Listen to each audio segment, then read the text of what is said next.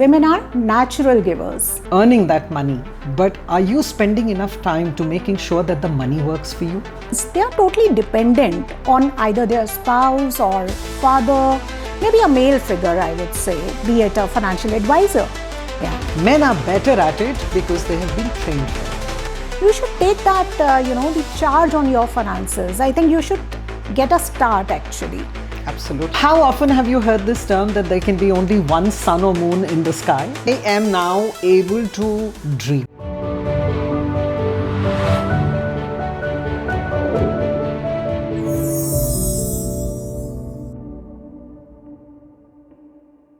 We often celebrate a woman for how much they pay, be it their time, energy, emotions, care, and sacrifice. At work, at home, in relationships, women are natural givers. Yes, while giving to everybody else, she has to take a pause and think about it, whether she is giving enough to herself. Why? Because while busy giving to everyone else, she feels drained emotionally, professionally, and financially over the years. And with that respect, we have our Women's Day special coming up with the theme, Give to Gain. Real giving is not about self-sacrifice, it is about self-empowerment. By investing in themselves, women become empowered and she becomes strong, not selfish. With that, when she becomes strong, she don't just give more, she gives better. And our today's episode is all about financial empowerment. When you educate yourself on finances, you become better in your choices and you become independent, which is not a luxury today, it's a necessity. Allow me to welcome our guest Rina on the show, Life and Money, wherein through her experiences we will understand how financial independence is important for every woman. Rina, we are delighted to have you here. Before we start with the podcast, would love to hear something about you from you. So I'm a JNU alumna and also was one of the first few to be sent to work on a Japanese shop floor. So have worked across different cultures, across organization, industries and geographies. And currently I am the COO of Parvarish Cares Foundation, which is a non-profit that deals with eradication of child sexual abuse, prevention of sexual harassment, substance abuse and screen addiction. We primarily focus on creating an inclusive and safe society. Lovely. Okay, that's great. So Rina, since you know that today's episode is on financial independence, which is really important for every woman, how do you resonate with it? Okay, so in all these many years of experience, what I have felt is that the women that I worked with across, wherever I worked with women, I felt that financial literacy was something that they didn't have. And it impacted their work lives. So I'm really glad that you have thought of a podcast which focuses specifically on women and how to educate them financially. Because you spend a lot of time earning that money, but are you spending enough time to making sure that the money works for you? Yeah. So it's, podcasts like yours and people like you who are focusing on this gap that exists, that will make a real difference to women globally. Yes. So when we talk about financial independence, we understand that women today are educated, earning well, managing multiple responsibilities. But when we still talk to them on their financial security, they keep everybody else ahead of themselves. Like financial security for women today is again at the bottom of their priority list. Do you think any reason why it happens? Maybe when they were growing during their childhood, they were never taught about investing, money or financial decision making. Is that the primary conditioning that is playing that role? I certainly think that it is social conditioning which plays a very critical part. From childhood, most women that I know were taught to look after homes, family, siblings, relationships. And when they grew up, they still carried this mindset. Yeah. We have conversations with boys about finance. They grow up to be breadwinners and they understand how to use that financial literacy to their benefit. Yeah. Families benefit too. I don't think these conversations are had with women. Yeah. in childhood. So when they grow up and become adults and professionals, they still carry this on in their lives. Right. So there is a huge amount of dependence on other people in their lives to do this. Yeah. Look at their professions, look at their educational qualifications. Aren't a lot of them geared for family needs and preferences? So put together with financial illiteracy plus making sure that the mindset is geared towards looking after everybody else and putting themselves last. Right. Yeah. So in fact, I have seen that even today, when we talk about financial decisions, they are totally dependent on either their spouse or father, maybe a male figure, I would say, be it a financial advisor. Why this hesitation exists, I would love to know that. How often have you heard this term that there can be only one sun or moon in the sky? Yeah. Most women have grown up hearing this from childhood. So when you hear this, what is the first thing that you do? You don't feel entitled to your success. There is a new term which has been coined which talks about imposter syndrome. What is imposter syndrome is when I don't feel entitled to the success and the money that I am earning. And the dependence that started, that I will be looked after, I will look after certain aspects of the family, and finance of course doesn't come in that, then automatically I ensure that when I'm being looked after, finance is looked after by someone else. Yeah. And the notion that most women have is that men are better at it. Yeah. Men are better at it because they have been trained for it. And then when the base is there, they learn to get better at it. Is it something that a woman can do? Absolutely. All she needs is the opening, the education. Yeah. That's all. Exactly. So I think there is a need to get start, right? And I have seen that today many women, they are capable of handling multiple roles. When we talk about their multiple roles, even we can see that they are earning better than their spouse. But then there comes a guilt.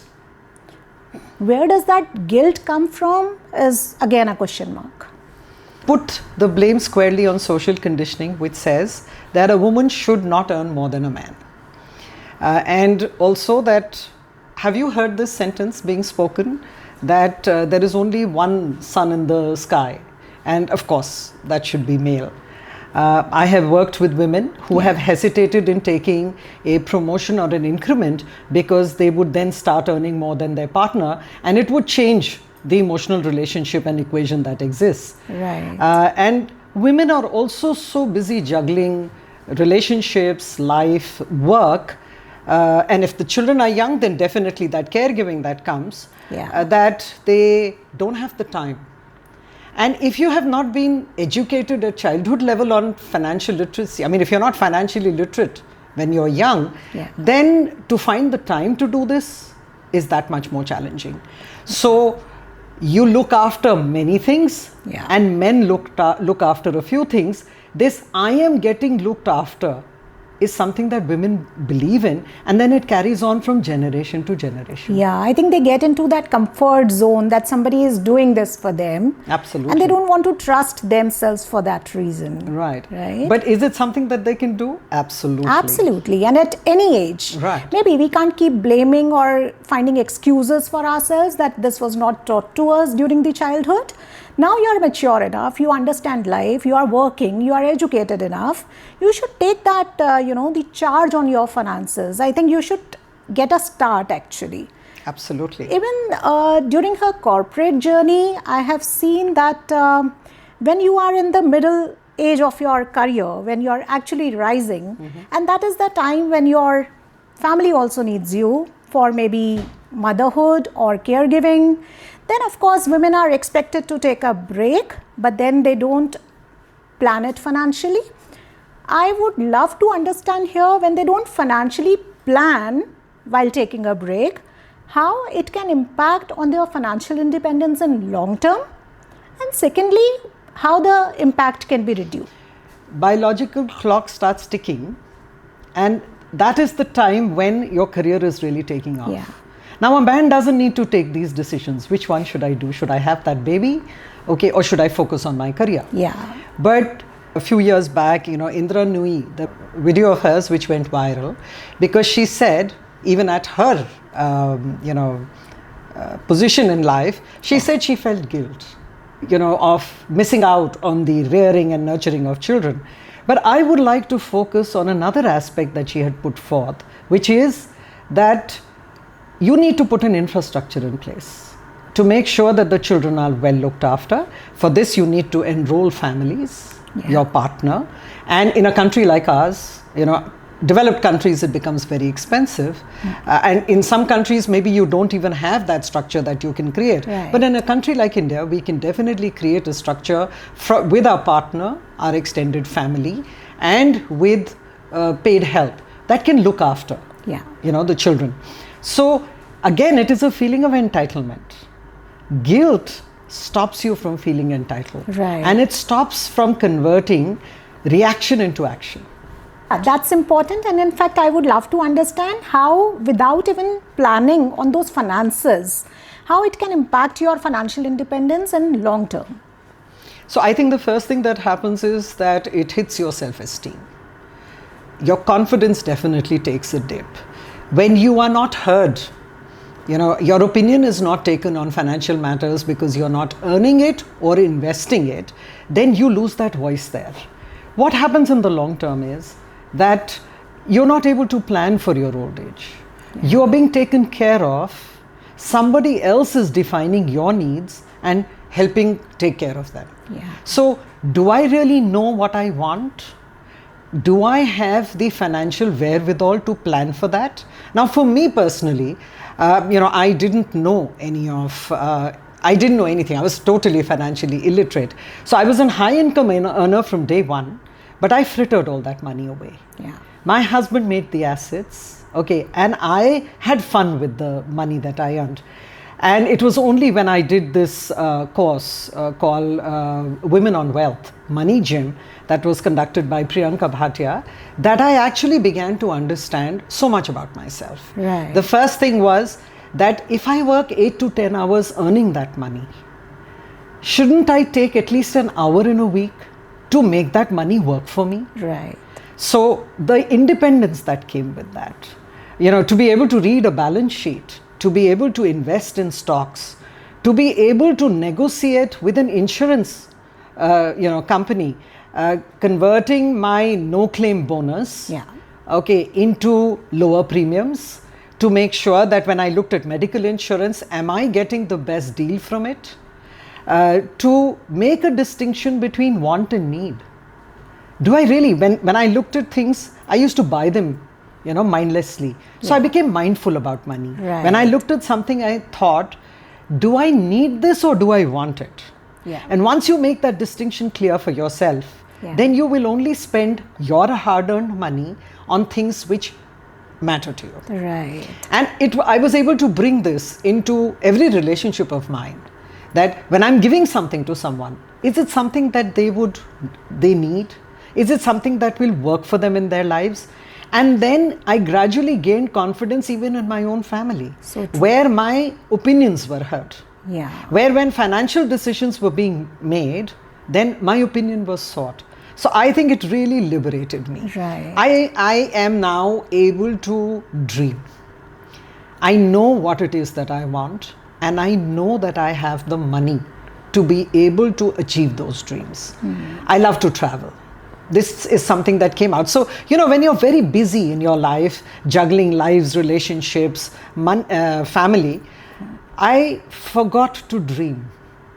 I forgot to focus on what it is that I want. I now have that. And I have a 90+ mother. The only parent who's living, and if I live to be that long, then do I have enough money and enough financial planning to make sure that my needs are met till the last day of my life? Absolutely. So I think that liberation, that freedom, that confidence that I have from becoming financially literate is something that will last me a lifetime. And I wish this for every woman.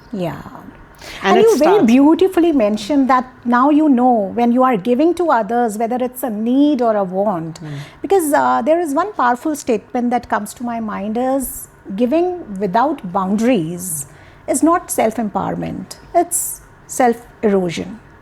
anything you would like to link it in context of women and finances? Absolutely. I think women are very easily, they very easily become the financial cushion of the family. Yeah. Right? Because they look after other people's needs. So it's very easy for them to see a need and to fulfill it. Sometimes it's at their own cost. Look at women who take a break for maternity. They're fulfilling a very important role that they have, and it is not only for themselves, but it's also for the family. But when they take that break, as a family, I don't know if those discussions take place. Yeah. Because I've seen a lot of women who would like to come back, but they are unable to. Yeah. Again, creating that structure is so critical, I feel. Right. Also, when you don't take decisions that are thought out financially, Right. then that money stops working for you. Yes. And then you're only overcoming the handicap of not having it, but it's not a well thought out decision. Right. So I think it impacts their self-esteem, their promotions, the growth that a man has. How often have you heard that a man has taken a break because he's had a child? So true. Right? Yeah. So their career, path carries on. I think that's a smooth journey for Yeah. them, I can say that. Right. Yeah. And women Yeah. have to start again. They may not be able to start where they left off. So that gap which has come in their career growth, Yeah. the gap which has come in their earning ability, Right. the loss of that opinion, being heard. I think these are all very big Absolutely. sacrifices that a woman is expected to Right. make, and a little bit of planning Yeah. and a little bit of focus on themselves can ensure that this doesn't happen. Right. In fact, we talked about various good thoughts here. We started from the conditioning, we went on to the career, and of course the break that they are expected to take for the motherhood and the child giving. One thing which I have seen that during their entire career, because they are also know the life cycle that demands them to take a break during this time, and when they are not financially planned for such things, they are so hesitant to talk about any opportunities within the organization, any promotions, of course. And even when somebody is going for the first time for a job interview, they accept what they are offered. They don't even negotiate. I think this is one skill which is really, really important. And a woman should have that negotiation skill for herself. Anything that you think is something which they hesitate about, and they don't talk about such things, anything that is stopping them from talking about the promotions or the increments, what comes to your mind? So when you don't feel entitled to something, you won't ask for it, right? Yeah. And if you don't ask, you don't get. While we all understand this, imagine in a workspace where you have come in with the mindset that the guilt first, the guilt which says that you shouldn't be here. Yeah. You are cutting out on some responsibility at home, whether it is caregiving of the elders or whether it is young children. Yeah. You are coming here with that guilt. Add to that guilt is the fact that I don't feel entitled to my success. How will I be able to negotiate? Where is the confidence and the words going to come from? Yeah. So when you believe that you are empowered, when you're powerful in your mind, that's only when you can ask for things that you feel entitled to. Also, I think they don't understand the importance of this negotiation in the very beginning of their career, or maybe throughout. I personally believe that when you start negotiating, even that 2, 3, 4, 5% of the increment in your expectations towards your salaries or the bonuses can give you a financial stability in long run. Do you think that, yes? I agree with you, but I also say that when we talk about women in the workplace, they are human beings who are coming from a system. That system says you shouldn't be here. The system says that if you're here, you should deal with whatever is available to the best of your ability. It never tells you what you should be taking. Yeah. So when you're giving all the time and you are, all the time you hear of these wonderful stories about women sacrificing themselves for the family, Yeah. when that is glorified, when to be a good girl and a good woman is a badge that you search out for, how is it possible for you to negotiate for yourself. Yeah. I see a lot of women, over the years, I've heard a lot of women be very surprised when they got a good increment. That means somebody valued their services, but they didn't value themselves enough. Right. So, I feel that the only way of dealing with this big problem where women don't think that they are good enough, they don't negotiate for what is their right, it comes from people like you who will be able to educate them and tell them, you're opening a door. The only way of getting rid of darkness is light, right? Light comes in the form of knowledge. And I believe that, it's not one room that needs to be lit, it's the whole building that needs to be lit. Absolutely. So it has to come from scratch, from childhood. Yeah. So when you say, beti bachao, beti padhao, तो उस पढ़ाने में सिर्फ education, सिर्फ formal और academic education ही नहीं होनी चाहिए, फाइनेंशियल लिटरेसी एक उसका बहुत बड़ा हिस्सा है. Absolutely. वो भी होना चाहिए. Right. So when we talk about financial literacy and we are talking about giving with boundaries, any emotional or financial boundary that women can create or may start creating right from today that you can highlight? So I think it starts with investing and saving for yourself. Negotiate salaries and promotions properly, confidently. Don't fall into social pressures and spending traps. And invest in herself, health, growth. Like you say, pay first. Yeah. Right? So pay yourself first is the most common advice that we often hear. Right. Pay yourself first. Right. So, but when we talk about pay yourself first, I could recall of one book here, The Richest Man in Babylon, where he says the wealth is not created but by how much you invest, but it is created by how you start by paying yourself first. Right. So that's a very important book, and I think our listeners can definitely go through that. But when you talk about pay yourself first and start investing, even in investing, we have seen that women don't want to take that risk. They are very conservative in their approach. They don't want to invest in the instruments which have, though, high potential, but maybe towards market when they are investing, they find it little risky. So anything you would like to say on that? So I think that when do you use tools? When you're aware of them.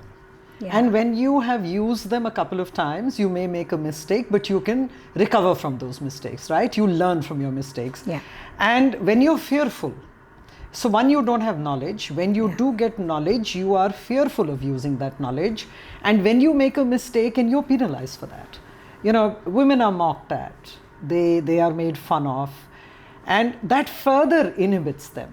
So women are cautious, because when we talk about women and their families that they take care of, the caregiving that is attached to their nature, it comes from nurturing. It comes from caution. Then you don't have the necessary information about it. When you do get the information, you don't have the time to use it. So obviously you're going to hesitate. So when women support women and say you can do it, I think women learn to do it. And when you look at the businesses that women are running, I think they are definitely thinking out of a box, moving out of their comfort zone. Or even if they've started with something in their comfort zone, I think Nykaa is a prime example of that. But then the ability to grow, to make sure that you think. So, CEO of Paytm was Jack Ma, and he used to say men think, and he said women think and feel. So he had a workforce of 60% at one time. I don't know what the figures are now. But he said, and Paytm grew exponentially globally because of that. So if you look at Nykaa, a woman thought of cosmetics and thought about how she would like to get those cosmetics, and you have one of the fastest organizations globally. So Nykaa is one of the fastest and largest and most popular growing startup to unicorn. That's great. So I think, yes, it is only the knowledge that makes you more powerful when you know you have the tools, but until or unless you know how to use them, you have that fear factor in you. That fear is only goes out of the mind when you start using your knowledge and brings it into the practical life. Theory is one part, being practical with your money is only when you know about it, how to use But it. I think women need the support of women. Yeah. So when you have women who buy from organizations, Yeah. sellers that are women, Yeah. okay, then I think you have a story, a success story like Nika, Yeah. okay, which went from startup to unicorn so quickly, Yeah. right? That's great. So I think, yes, we can come forward wherein we might not want to talk about the hesitation more, because any woman can have that possibility of taking help from other women to empower herself on the knowledge part, right? It is not that difficult today. When you have support from other women to enhance on your knowledge, you can build on it. You can understand how this financial independence is really important, because when you compromise on it, taking career breaks without financial planning, we have seen how it impacts your long-term independence. So, Sarika, I'm going to bring you back to the support women can offer women. Yeah. Like, for example, मैं financially literate नहीं थी, but I met a cousin's wife who said that, she was now in a place in her life for the first time, and she's a couple of years older than me, and I was 50. And she said that she had come to the stage in her life where she was financially independent. Yeah. And I had always thought that she was independent. And she said, no, now I am, because I know every penny that I have, how it has to be invested for myself and for my future. Yeah. And there was a difference in her voice and tone. तो मैंने कहा आपने ऐसा क्या किया? And she said मैंने ये एक कोर्स किया था जिसकी वजह से मुझे समझ में आने लगा है, and उन्होंने मुझे मेंटर किया. So when women see other women who did not have the tools, who did not know how to do this financial planning and make their money work for them, when I saw and heard her, मैंने भी वही किया. Right. And I think you might have to start building those habits. Right. And I would love to ask you here, any habits that you would like to mention for our listeners that they can start building on to have that financial independence? I think start small.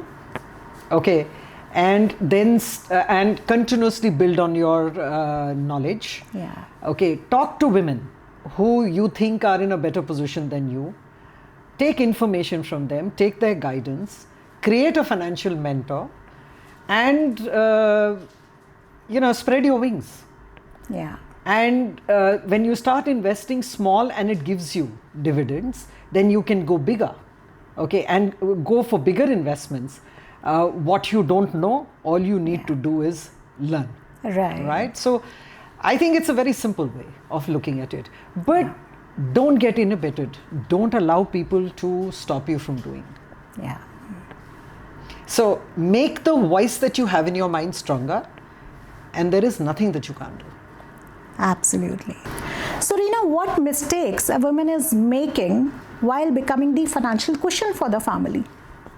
So she's using her personal savings to solve family crises. She's not taking the money back and rebuilding her investments. Yeah. She does not invest in her own name. And along with that, prioritizing children's education and other family needs rather than investments, and which can be used for her retirement planning. Right. So this is one pitfall that women have. Exactly. I think she's the one who comes straightforward that yes, I have money, I can provide my money to you, but you rightly said she is not taking it back from the family, right?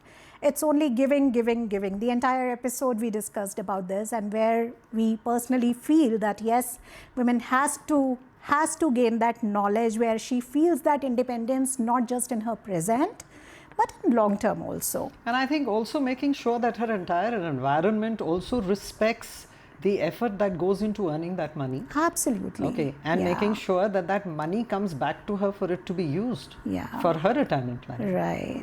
So we talked a lot about this, but one thing again comes to my mind is a woman who is earning well but is not investing is still financially vulnerable. Do you agree?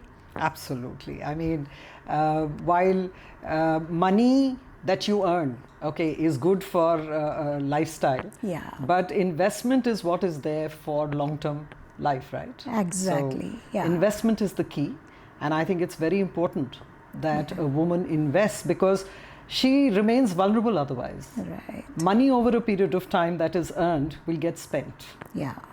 but retirement is real, and the wants that you have are real for you.